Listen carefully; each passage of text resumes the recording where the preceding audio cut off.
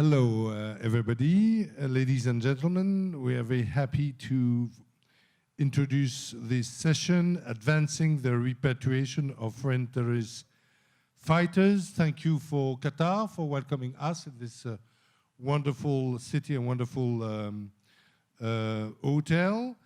I will introduce myself. I am Renaud Girard. I am a war reporter. I've covered all the conflicts since 1984 in the world, and I am the foreign affairs columnist of Le Figaro, which is a French daily. I publish every Tuesday my columns. We'll have next to me is Excellency Dr. Mutlaq bin Majed, is a special envoy of the Foreign Minister of the State of Qatar for Counterterrorism and Mediation of conflict resolution. Again, Your Excellency, thank you for welcoming us in your beautiful country. Next, there is Denise Nathalie. She's Assistant Secretary, and in the US Department of State, she has probably the most interesting job because she's heading the Bureau of Conflict and Stabilization Operations for, of course, America. Then we have Ambassador Jean-Paul Laborde, who have been a very high judge in France, Assistant Secretary for Terrorism with the Security Council of United Nations, and who is working now with the Assembly of the Mediterranean. And we have also Khalid Kozer, who is Executive Director, Global Community Engagement and Resilience Fund. He has experiences to tell us about two countries where you have a problem of extremism, Tunisia and Kosovo, two countries that I know quite well. So I would like to start first with you, because you are the only lady of this panel, Denise Nathalie. Sorry? Sorry. I made a mistake because it has been merci. And we have Mr. Ahmad Khan from United, so he's a specialist of the proofs, the investigation team on crimes committed in Iraq, of the investigation team. I'm sorry for this mistake, but in the written program it said that it was the Ministry of Foreign Affairs of Iraq, so it's explained my mistake, and I apologize for it. So let's start with you, Denise. You just come back. It's quite interesting. Just come back from the Balkans, and you have been studying all the problems of repatriation of fighters in Kosovo, in Macedonia, you know, in the northern region of Tetovo, in Bulgaria. So can you tell us what lessons did you draw from your last trips, and how do you see this problem of repatriation? Is this on? Oui, très près du micro, très près, Yes, very close. Yes. Thank you for the kind introduction, and I would like to give special thanks to the Emir, His Highness Sheikh Tamim, and to the Qatar Ministry of Foreign Affairs for your kind invitation and for hosting this very important event. Yes, I just came back again from Sofia, where we launched this resilience forum. We're about 175 mayors, governors, and people from the Western Balkans, and I've also spoken to the ministers of interior from Kosovo, Albania, Bosnia and Herzegovina, and Bulgaria regarding the returned foreign fighters from Syria that fought in the war. Just a few statistics before I start, so I can just want to mention some of the key challenges. My point is, we talk about, this panel is about the process of repatriation. And if there's one key takeaway, it's not just the process of repatriating these people back. It's what are you going to do with them once they are back? And then I'll shed some light on what's happening in Kosovo. Because there's a whole process of de-radicalization, disengagement, and most importantly, reinsertion and reintegration into society. And if those three components are not addressed properly, you're going to have a bigger problem in the years to come. But let me just give you some examples. There's a little over about 52,000 foreign fighters, of people that went to fight in the wars in Iraq and Syria since 2012, that went to fight for ISIS. About 16% have returned, according to a recent study, 16%. Of those that have returned, about 8% have been, or so have been women. 7% of the returnees are women. In the Balkans, the Balkan states have been the largest amount of people who have returned. There have been 1,000 foreign fighters that went from the Balkans to fight for ISIS. Their return rate has been about between 30 to 46%. That is, there's been about between 300 and 460 of these fighters have returned to Kosovo, Bosnia and Herzegovina, and some of these other countries. So that's a large return rate. And here's the problem that we have. There's political will to take some of them back. But you have the issue of, one, is there a national strategy? And these are the things that we've found that you should have in place, at minimum, to have some kind of productive reintegration. There has to be a national strategy or national action plan regarding these foreign terrorist fighters. The second part is that you need a legal framework and a legal code to deal with those that you're possibly going to convict. Now, in some of the Balkan states, they're able to use the phrase threats to the democracy or the stability of the country or the state. But those legal codes and those legal frameworks have to be in place. And third, there has to be a willingness of society, and this is a really important part, to take them back. And in many cases, and we've worked with former Boko Haram fighters that have defected, and it took 2 years for one community just to think of taking back their people. So that's one component of it. There's another wrench I want to throw in, and that's the way that these countries are dealing with women. We have the tendency to use the phrase foreign terrorist fighters and women, or women and children. And this is not productive. And the way they're treated as women are either victims, they're not convicted, or they're given very light sentences. So, that needs to be rethought as well, because as we know, there are many, maybe women have been victims, but they also are leaders of propaganda, suicide bombers, and all of these other roles that they're assuming that aren't being investigated sufficiently. Final point, even when these foreign terrorist fighters are arrested or convicted, and that's the important part too, at least in some of the Balkan states, you're talking about a conviction of 3 to 6 years. Now, there have been some that have been, okay, somebody's at 10 years, 15 years, but in general, they're 3 to 6 year conviction rates. So if you don't have proper de-radicalization programs, not ad hoc ones already in place, 3 to 6 years goes by very quickly. So again, I go back to my first point. It's not just the process of repatriating people from these horrific camps, but making sure that the structures are in place, the services are in place, the psychological services in place, so that you can mitigate the problem reemerging in the future. Thanks. Thank you very much. Dr. Mutlaq, thank you again to welcome us. Can you rebound on that? And we are in the middle of a region that has been very much radicalized in the last, I would say 40 years. When this hotel, Sheraton, was the first hotel was built in Doha, the region of the Gulf, there was no radicalization at all. It was, and now we have a lot of radicalized people in the region. How do you assess? How do you repatriate? How do you deal with terrorists who are very strongly ideologically driven? Well, thank you very much.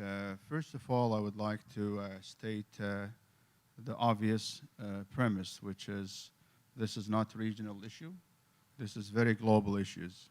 And why I'm saying this? Because simply, very simply, if you know that the foreign terrorist fighters, 30 to 50 or 55,000 foreign terrorist fighters come from 100 to 120 countries, which is more than half of the United Nations member states, and that tells you that we are talking about global issues, not regional issues. Now, this is one.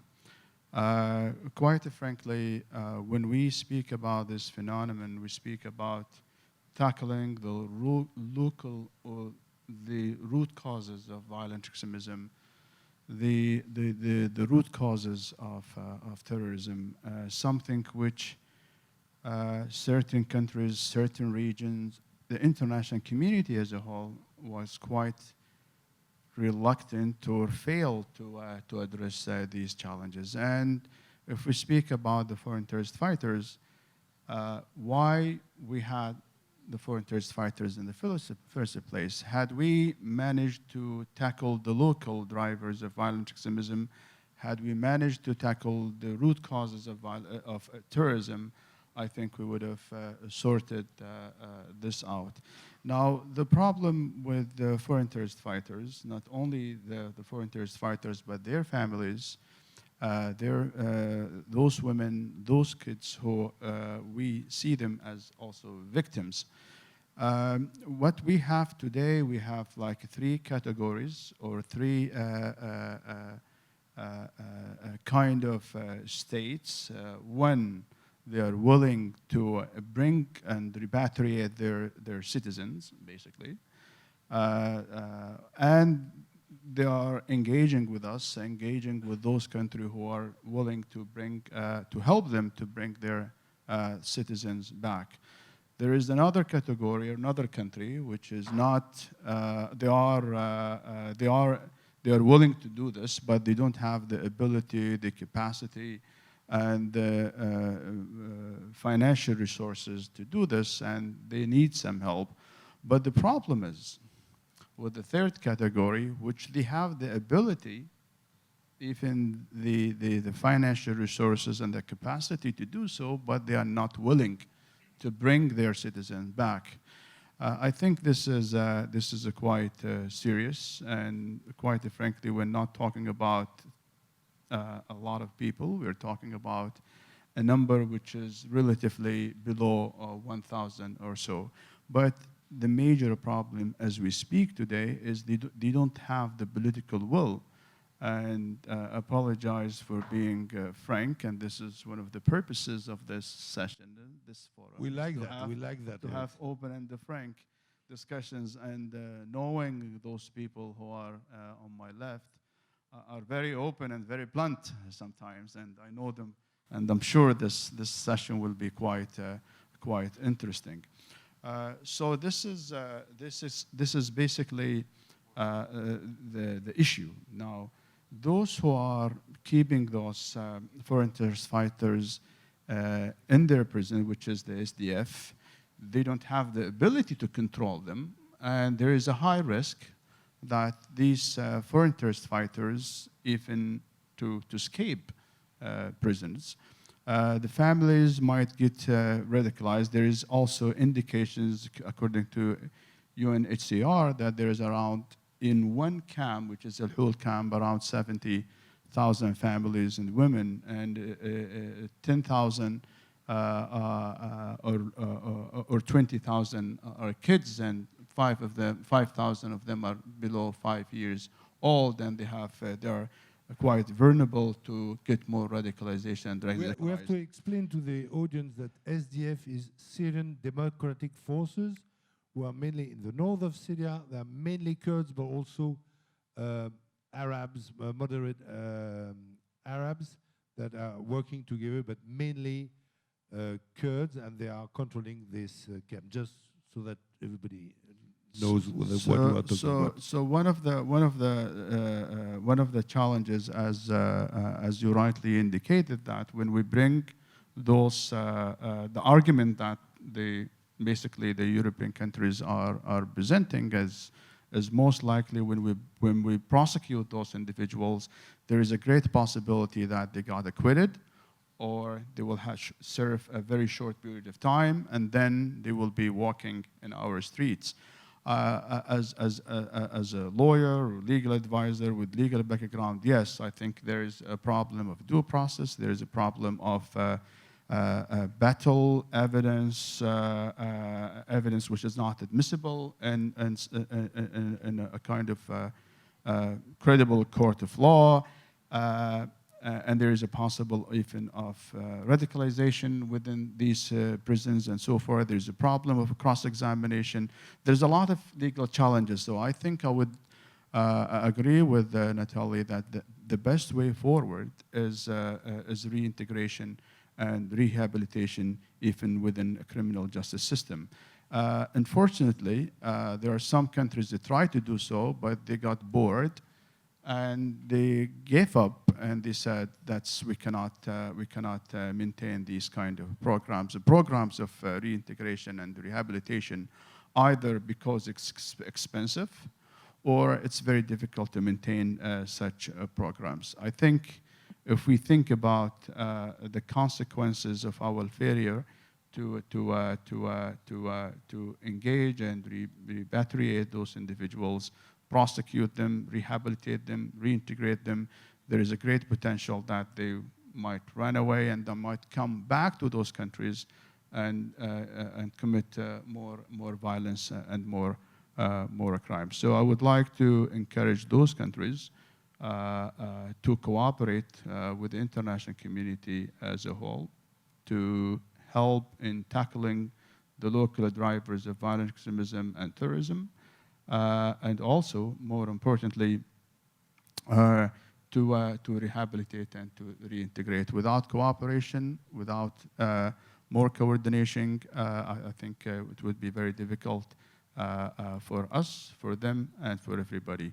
Any reluctance to do so, there is a great possibility that it will be insecure for them for the long term. Thank you very much, Your Excellency. I go to Ambassador Laborde.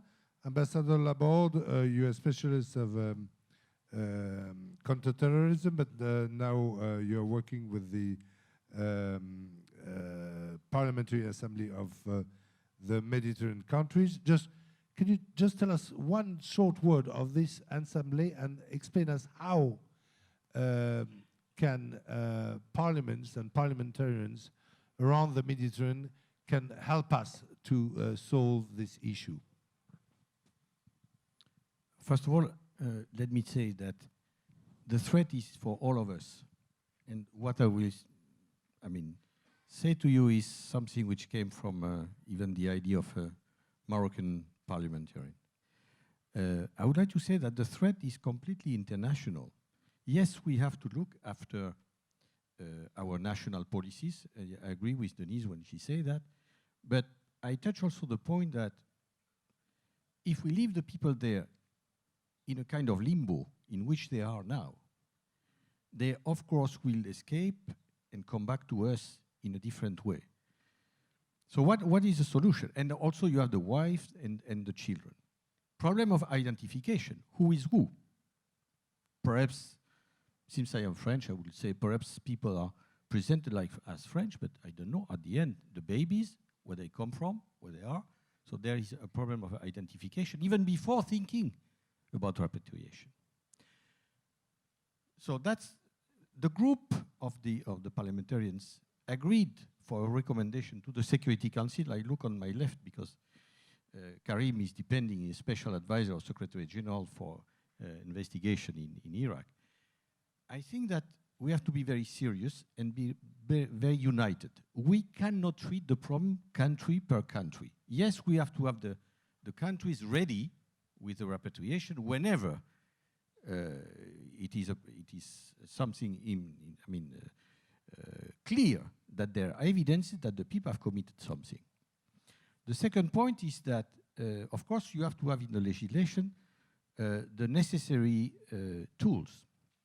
Actually, many countries have not yet, it's not the case for my country, but many countries have not yet in place, you know, the offense of participation to a terrorist organization. But it's not enough. As Dennis pointed out very well, then it means 5 years of imprisonment, and then the people are outside of the prisons. So it means that while you have repatriated the people, still you need joint investigations or investigation through, I would like to say, something from UNITAD or UNITAD, since we have the things in place already. So which will continue to accumulate proofs and evidences to have these people, let's say, sentenced for a second time in a more serious way. But what is still going on is, of course, the issue of detecting before repatriating through this commission, and we need the resolution of the Security Council to do that. There is no way that we can do anything else but having either an added mandate for UNITAD or something else, whatever they want to do among the Security Council, but something has to be done. So first is the repatriation policy, but keeping in mind that the threat is even higher if you don't repatriate the people. That's really something which has to be taken into consideration. But in this case, you need to have a body looking after the evidences to be given to the countries. Because I can understand perfectly, countries without, any proof, evidence, whatever, will be, say, okay, I give your citizens back. First of all, are they my citizens? Second, give me the evidences they have committed something. So it's already really where a legislative, parliamentary diplomacy is necessary in order to see what kind of, legislation support to the Security Council is needed to have a coherent and united actions on that. And it comes back to reimagining the governance. That's the issue. If we go with a fragmented way, we will lose, all of us. We will lose, because then we will not be able to share all the information about these people, women, children, whatever, and foreign terrorist fighters. So this is why we have to have this type of solution. Okay, thank you very much. So now I'm going to Ahmad Khan, who is responsible head of UNITAD, United Nations investigative team, and on accountability of I think it's Daesh crimes, if I understand well. So can you tell us what concretely the United Nations can do now in Iraq to assess this problem? How do you see this this situation, Ahmed Khan? Well, firstly, thank you for the invitation, and it's a pleasure to be here. It's what the United Nations is doing. There's, of course, defects, there's, of course, challenges, but none of us should lose sight of a remarkable fact that even in this very fragmented state of international relations that we witness at this moment in time, the Council unanimously, in passing Resolution 2379, unanimously decided that an investigative team to investigate acts of Daesh that may constitute the crimes of genocide, crimes against humanity, and war crimes was necessary, and that it was necessary not as an abstract legal principle, but because it was viewed collectively by the Council as an important vehicle of exposing the ideology that is, driving, that is the fuel for the criminal network that we see around the world. So in terms of the question on today's panel, advancing repatriation, there's two aspects to it. Repatriation, if it is just moving a problem, doesn't constitute a solution. It doesn't improve matters one jot. To move a problem from country A to give that problem to country B. The real challenge is the quest for accountability, and a sieve is needed to distinguish amongst those that bear greatest responsibility, those that have been the ideologues, those that have recruited, because of course Iraq and Syria, I'm looking at Iraq, that was the battleground. It wasn't only the recruitment ground, as other speakers, panelists have mentioned. A very effective campaign of recruitment managed to create a magnet that drew people from the various parts of the world. And so one needs to separate those individuals, children for example. I heard the comment, but I take a slightly different view. Those children that are victims, that have been maybe Yazidis or Sunnis or from any community that have been forcibly recruited, they've been brainwashed, and they've been weaponized. And they may well be perpetrators, but they're also victims. Women that may be battered wives, that are dragged along by their abusive husbands who are members of this un-Islamic state, but they may also be very poisonous radicals that if let loose would have no hesitation, no trepidation at all in exploding a suicide bomb in a kindergarten. So how do you do that? How do you move these normative principles, these real problems, to a solution? I think the Council has realized it. It requires proper investigations based upon not sectarianism, not based upon ideas of collective guilt, collective responsibility, but based upon individual responsibility, based upon evidence. And UNITAD's quest is to collect evidence independently, to feed them into any court where fair trials are possible, so that not only the rights of the victims to confront their accusers and have justice is realized, but so that a record is created that prevents revisionism, in the same way Nuremberg prevented revisionism of the atrocities of the Nazis, but also in the crucible of a courtroom, you dissect a completely fake ideology, which I said is the most un-Islamic ideology possible. And that could also have a benefit to prevent the spread of this ideology to other vulnerable communities in the world that are susceptible to that ideology. So I think the United Nations is doing quite a bit in terms of UNITAD. Of course, there's missing pieces perhaps, and more work could be done, but I don't think it's all pessimistic, and there's not cause for complete pessimism as long as we remain united.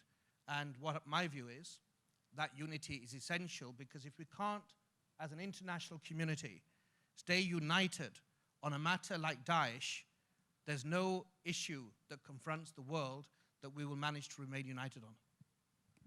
Thank you very much. Now I'm going to Dr. Khalid Kozer, Executive Director of Global Community Engagement and Resilience Fund. Dr. Khalid, you have been working quite a lot on two zones of repatriation, Kosovo and Tunisia.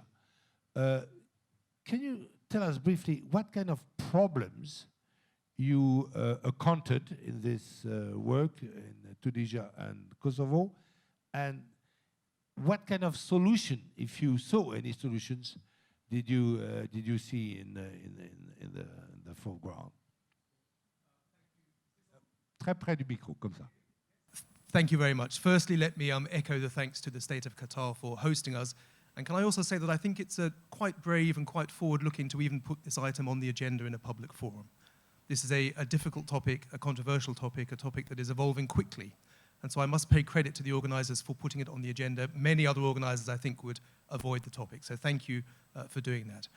2 words on my own organization, the Global Community Engagement and Resilience Fund, GCERF for short, a global fund that supports local communities to build their resilience against the risks of violent extremism. And indeed, our two largest donors are on this panel with me. Ambassador Al-Qahtani represents the state of Qatar on our governing board, and Qatar is the largest donor to GSURF, and the US State Department is the second largest donor. So we're very grateful indeed to our donors. We also have an MOU with Monsieur Laborde's previous UN organization and very close relationships with the United Nations. In terms of the lessons we're learning and the problems we're identifying in Kosovo and Tunisia in particular, three, I think, and I think they echo what we've heard from the other panelists. One is the absolutely critical importance of national ownership, that governments take this seriously and that governments take ownership of the challenge. In both Kosovo and Tunisia, we do have national action plans, which I think is a very important first step. The challenge, of course, about national action plans, both in this field and many other fields as well, is that devising and developing a national action plan is one thing, implementing it is quite another. And implementation needs resources and technical capacity and an ability to take things from headquarters to the local level. And all of the challenges we always come across when we develop and implement national action plans, I fear, are also arising around national action plans on this particular topic. I would, in the nature of this being a provocative session, also note the hypocrisy, that there are certain governments in the developed world that are supporting other governments to rehabilitate and reintegrate their own foreign fighters while not taking their fighters back. And there's a degree of hypocrisy that I think is regrettable, but we have to recognize that that's there. I think a second lesson that we've learned, and this very much echoes what the Assistant Secretary said, the indivisibility of repatriation, rehabilitation, and reintegration. Repatriating, as we heard, moving a problem from country A to country B solves nothing at all. I would argue, in fact, that repatriation is the easiest of the trilogy of the three R's. Repatriating people is relatively easy. Rehabilitating them and then reintegrating them into their societies are the real challenges. And it's the reintegration piece, the last piece of the puzzle, that we at GSURF are trying to work on at the moment. And there is something of an analogy. We have to be careful, but there is a bit of an analogy around the refugee world. Of course, a great literature and experience of repatriating refugees. These are not refugees. These are foreign terrorist fighters. But the lesson we learned in the refugee world was that repatriating refugees is just the first step. Repatriation may bring to an end one cycle, but it opens up an entirely different cycle of challenges, of vulnerability, of critical problems. And I think recognizing that we have an analogy here in terms of getting people back to their countries is just the first step is very important indeed. And I think the third lesson we're learning, again with the support of the governments of Tunisia and Kosovo, is that this really is, especially at the reintegration, the last stage, taking people back into their societies, into their communities, this really is a long-term, sustainable challenge that requires a whole-of-society approach. My real concern is that the international community will maintain the momentum about repatriation, hopefully achieve some success in taking some of these many thousands of people back to countries. We'll develop national action plans, but then we'll take our foot off the pedal. Then we'll take our eye off the ball. Repatriation is just the first step. It's a long-term sustainable goal. This isn't a one-year project. This isn't a short-term grant. This is about long-term sustainable efforts, maintaining momentum within countries even after people have returned. Thank you. Thank you very much. Dr. Mutlaq, Qatar has been very much involved in helping peace in the Middle East. For instance, I remember that the Doha Agreement, which maintained a long peace in Lebanon, was signed in May 2008 in this country, the Doha Agreement on Lebanon. The previous one was called the Taif Agreement, which is in the late 80s, but now it's a Doha Agreement. You have been also on the ground. I know Lebanon quite well. And I remember the help of building houses, you know, after all the houses which had been destroyed after the war, or the 33 days war in the south of Lebanon, is northern Israel in 2006. So Qatar is ready to help with its wealth to promote peace and rehabilitation. You have said, like, you put the problem quite right. It's repatriation, rehabilitation, reintegration, the 3 R's. We should just remember that from this session, the 3 R's. How, Dr. Mutlaq, how Qatar, with all its wealth and goodwill, could help this process of the 3 R's in the world? Well, thank you very much. Yeah, before I answer you, I would like to also make another point, which is at the beginning of this fight or campaign against Daesh, we were calling on everybody to tackle the local drivers of terrorism in certain countries. And we were telling everybody that we have a sectarian policies in Baghdad, a dictator in Damascus. With this sectarian policies, with this war and mass atrocities in Syria, and we are telling everybody that we should focus on 85% of the problem, which is the Iraqis and the Syrians, while our friends from the other side would like to focus on the 15% of the problem, which is the foreign terrorist fighters. And that comes to the point where you said, what should we do? I think what we are doing in Qatar, and I think maybe it goes beyond the scope of this session, but also at the same time speak about the local drivers or root causes of terrorism. What we do in Qatar and what we focus on 3 areas to prevent and to help in rehabilitation and reintegration. First and foremost, we try to solve all these wars and conflicts if we can. And I think we have been doing a great job in this. And thank you for the same examples and the few examples that you put. We're still engaged with our American friends and allies and our partners to engage in a genuine talk with Taliban to bring peace to Afghanistan. Otherwise, Daesh will find a place to continue this war after they leave or escape prisons in Iraq or Syria. So this is one, preventing conflicts, mediating, utilizing our good offices to solve problems around the globe is quite important, and that's what we do. Second, we believe that lack of jobs, hopes, opportunities is one of the major problems that many of the foreign terrorist fighters who have no job, no future, ultimately join Daesh, not for any kind of religious reason, but for financial reason.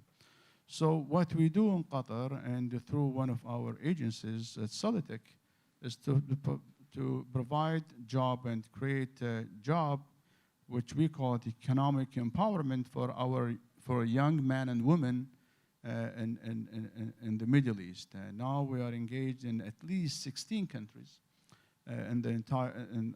across the Middle East, targeting around 2 million individuals, young men and women in the Middle East, to provide them with jobs and with better futures. Of course, lack of education is one of the reasons as well. And through our agencies, education above all, educate a child, we know that this is also a major problem and we can help. We know that around 60 to 65 million children out of school, Qatar and Qatar only managed to enroll around 10 million child in 50 African and Asian countries because we believe this kind of things would help.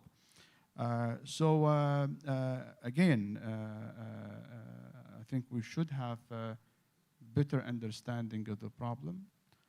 We should first and foremost tackle the local drivers and the reason and the causes of terrorism. Cooperation is indispensable, and you cannot avoid it. Cooperation among us in terms of sharing information and experiences and evidence. Without this, I think we will be bound to fail. I think if we fail this time, I think it will be worse, and the future will be even harsher, and it will be a big failure and a kind of a message to Daesh and those radical groups that this international community failed and will continue to fail even in agreeing on doing something about those who are stuck in Syria and Iraq. Thank you very much. Let's do a little bit of political fiction. Let's say that I am Mike Pompeo. I don't know who is fatter, me or him, but I don't know. Okay, I am Mike Pompeo. And then I summon to my office my assistant secretary, and I ask her, because I've dealt with China and with other Korea, and I ask her, okay, I want to do these 3 R's. Mrs. Nathalie, what advice could you give me, Mike Pompeo? Mr. Secretary. Thank you. My bureau, I should start off, my bureau work, one of the key areas that we work on is the defections and reintegration of foreign fighters. So I'll give you some general what has worked and best practices around the globe, and again, what hasn't, and some realistic outcomes. I'll give you a story. This weekend, we've been working in Niger with the government of Niger to bring back some Boko Haram fighters and reintegrate them into society. And proudly, we have someone from my bureau out there and working again with the embassy and the government of Niger. There's 120 Boko Haram fighters that are now being reintegrated into society. How did we do this? First, encourage the government to create a national strategy and national action plan. That took a very long time. Then to get it to implement it, because you just can't just have a strategy, down to working at the local level.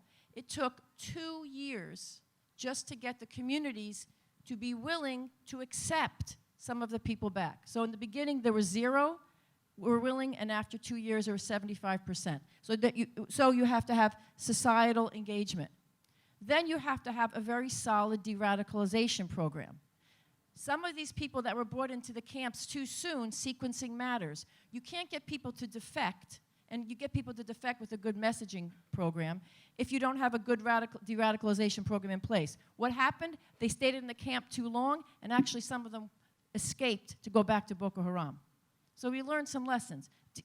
So national action plan, solid de-radicalization program, and that is, disengagement, and then getting the communities to finally get them back. What does that mean? It's not just about the individual, but it's also about the community in some places. So some people will say, you're not just taking this one person, what are we going to get by taking this person back?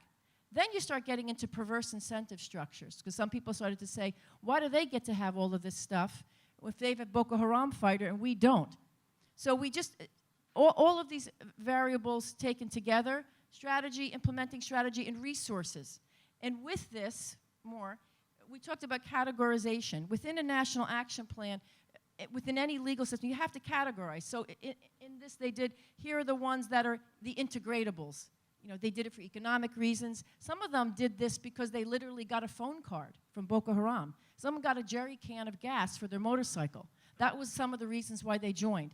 So we spoke a lot. I went out to DIFA and spoke to these community leaders. And then you have the ones that are non-integratable. So, and my final response to you, Mr. Secretary, would be we have to have realistic expectations. There are about 5,000 Boko Haram fighters, and after 2 years, we have 110 that reintegrated. So it takes time, know what we can do, and know what we realistically can't. There are many, many that are not integratable. So that gets into, we better have a solid counterterrorism strategy as well, and to continue to support our partner governments, continue to support local actors, because it has to be done between the national level, linked to the local level. Thank you very much, Denise. So we have 5 minutes. So I would do like this, because we want to get out clever than we entered in this room, more clever. I will ask Dr. Ahmad Khan first one good idea for rehabilitation. Then I would go to Khalid Kozer about one good idea for rehabilitation for Ahmad, for reintegration, and then I will ask a very short conclusion by Ambassador Laborde. So first, Ahmad Khan, just one good idea for good rehabilitation. Well, before that, I want to dissent from the premise that the focus is on the 3 R's. And you wanted us to be provocative, and I'll say it discloses perhaps a degree of naivety. Punishment is important. We're dealing with an organization that has burnt people alive, that has raped, that has subjected to slavery, that has murdered, and that has crucified individuals. And the idea that in this wonderful setting, with these lovely hopes, and we can have analogies to the 1951 Refugee Convention, and think, oh, okay, this is a population humanitarian problem in which we can return people that have had a well-founded fear of persecution, is simply not opposite.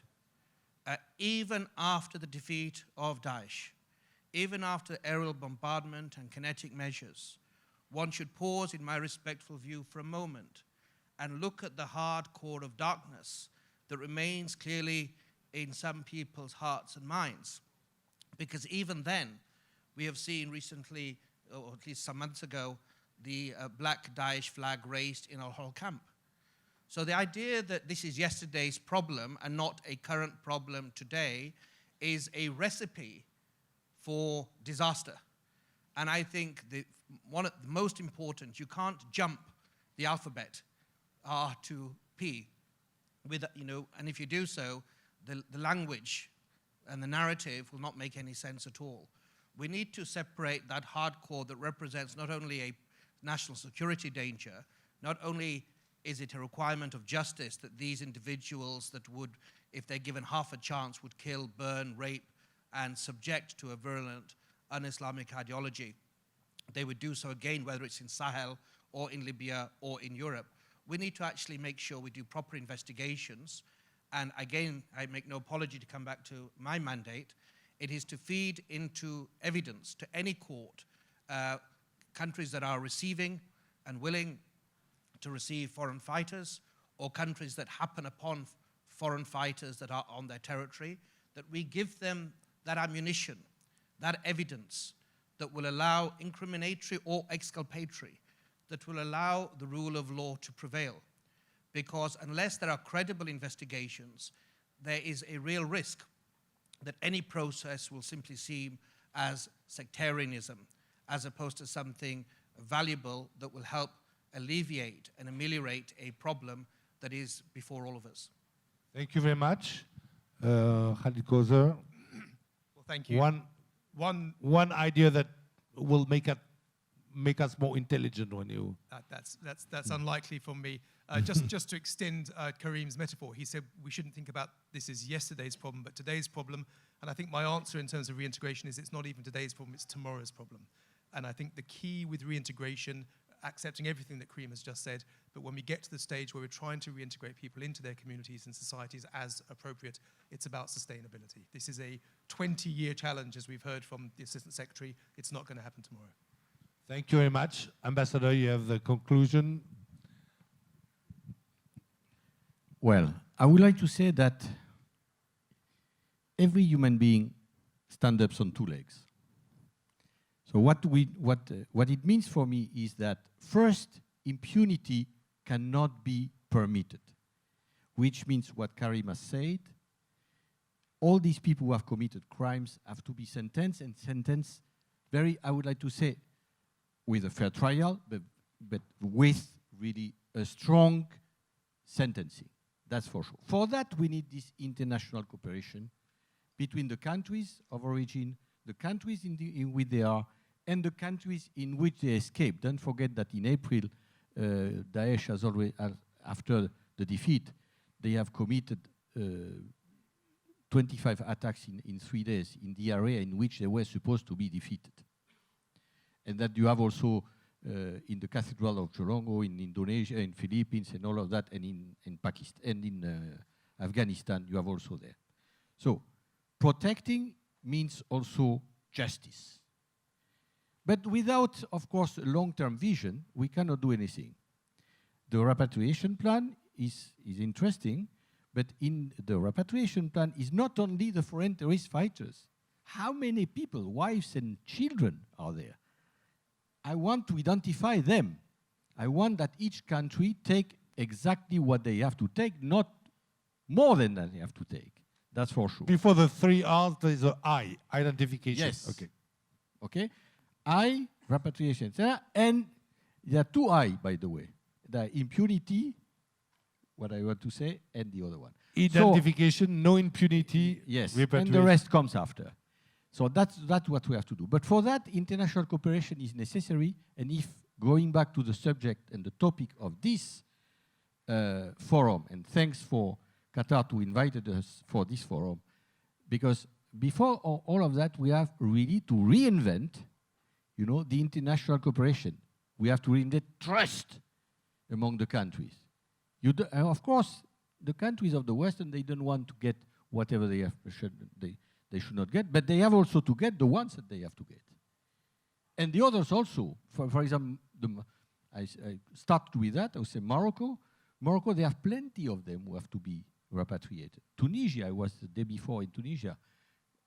They have a lot to repatriate. So we need a vision, a strategy, and an implementation plan, not a plan, action, you know, to do all these 5 elements. And all of that, try to do our best. Thank you very much. Thank you very much. So you see that you have a lot of work in front of you, because Qatar is willing to help to do this national cooperation. And thank you very much for all of you. Thank you for hosting us. And I wish you a very happy day. The session is over.